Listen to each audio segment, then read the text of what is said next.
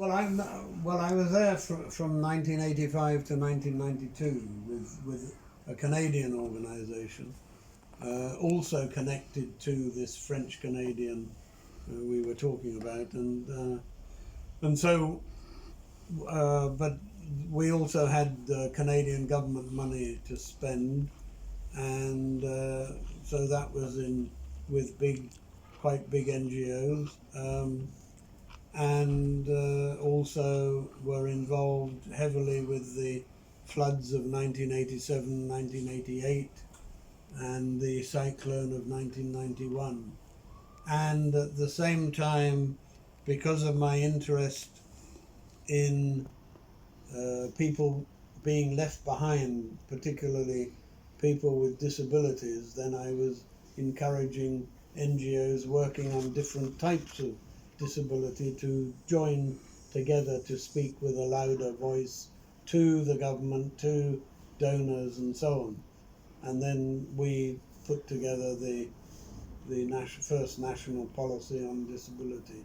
And that's been something that has been an ongoing connection since the 1980s, partly driven by the need, but also partly driven by having had a brother who was severely disabled, with Down syndrome, if you know, and our own elder son has a severe learning disability. In fact, he stays in a care home in London. So, so that's people know me in Bangladesh as connected to disability or connected to the liberation war or relief work or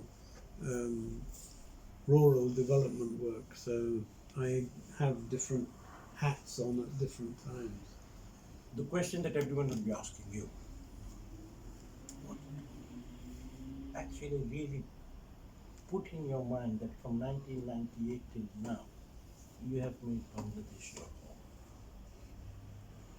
Well,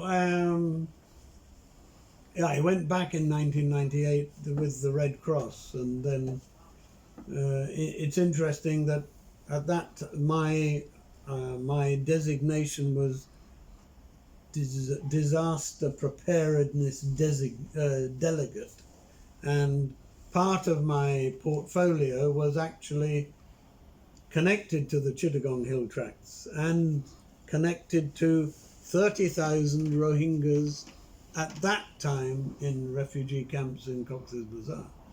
So, so that was quite interesting. And of course, 1998, the very big flood of 1998.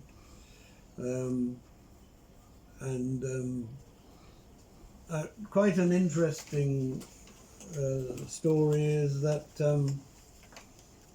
of course, when the international media at the time of the flood of 98, when they were wanting information, they were getting hold of the Red Cross in Geneva, and then the Red Cross was saying, well, actually, we've got somebody there who has been involved with different floods and disasters in Bangladesh over many years, so you can contact him.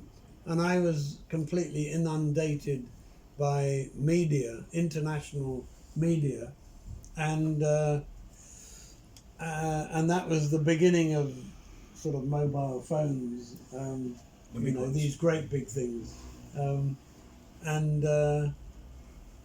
then I gave an interview to Voice of America, which I was hijacked onto a UN fact-finding mission about the food loss because of the floods, and we were using a seaplane to go in different places, and I was interviewed, and I said the estimate of the food shortfall, the government estimate is woefully low.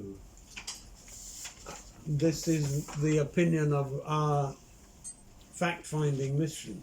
So I said I said there's going to be a 4 million ton shortfall or something. And the Prime Minister, Sheikh Hasina, was not very happy that this had been put out in the international media, and said to the chairman of the Red Crescent, who was an Awami League MP, that you can't have foreigners like that giving the wrong information. And he said, which I learnt much later, he said, well, actually, he's quite an experienced person. I don't care how experienced he is. He should not be here saying this is exaggeration. No, this is not his estimate. This is international group UN estimate. And but she was very angry. And then the chairman said, and by the way, he met Bangabandhu. Well, then everything changed. So eventually I went to meet her with the chairman of the Red Crescent, and I thought I was going there to be scolded. But the only thing she wanted to know was word for word what he had talked to me in January 1972.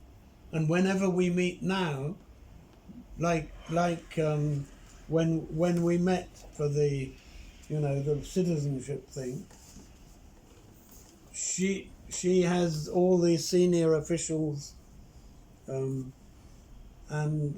she actually wants me to repeat the words so that they can hear what my experience with Bangabandhu. So that's quite interesting. But you didn't answer my question. You're becoming a politician. Oh. No, but why did you make that? Oh, okay. So, no, well, I mean, part of the reason was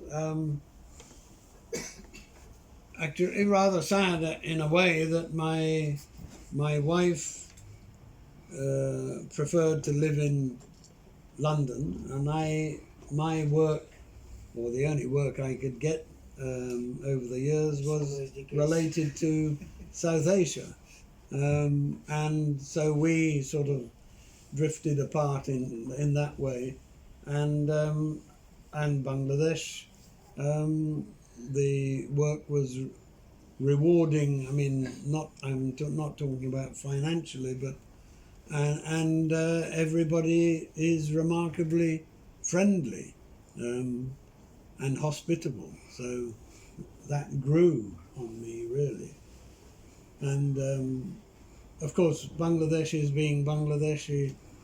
My wife and I separated, divorced about 20 years ago. Then sadly she passed away last year from a very unpleasant illness, motor neuron disease.